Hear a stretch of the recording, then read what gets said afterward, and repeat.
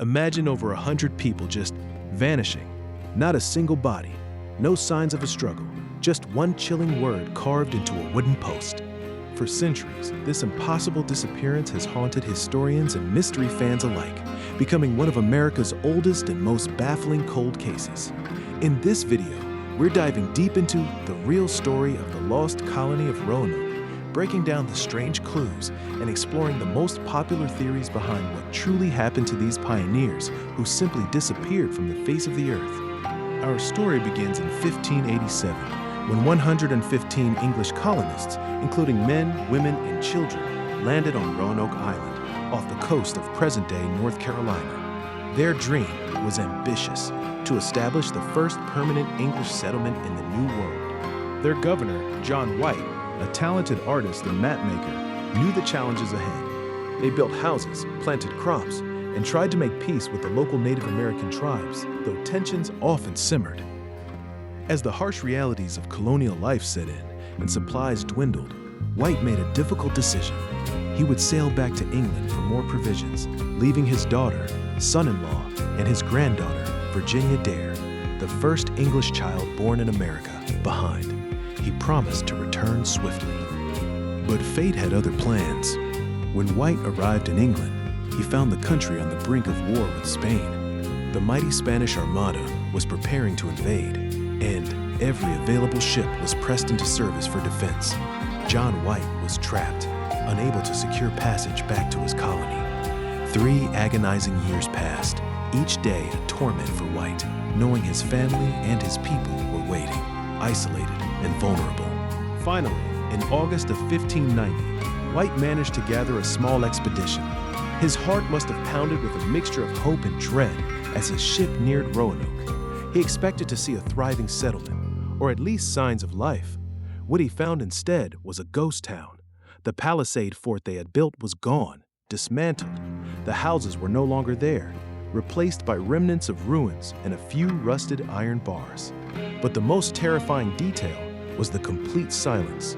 No people, no sounds of children playing, no sign of a fight, no scattered weapons, no bodies, nothing to suggest a violent attack.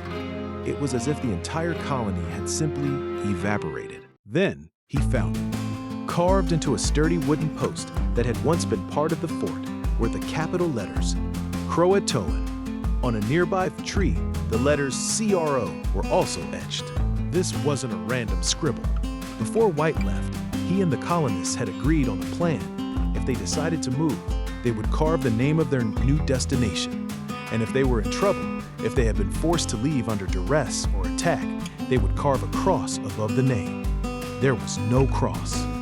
This suggested they had moved willingly to CROATOAN Island, home to the friendly Monteos people, a Native American chief White knew well. But a series of violent storms and damaged ships prevented White from ever reaching CROATOAN Island to confirm his hopes.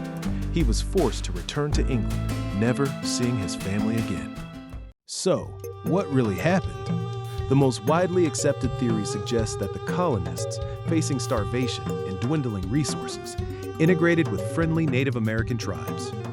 Given the CROATOAN clue and the lack of distress signal, many believe they sought refuge with the CROATOAN people, now known as the Hatteras tribe. Later accounts from English explorers reported sightings of white Indians with gray eyes and European features among tribes in the region, suggesting intermarriage. Recent archaeological digs have even uncovered European artifacts in areas associated with these tribes, adding fuel to this theory. However, other possibilities linger.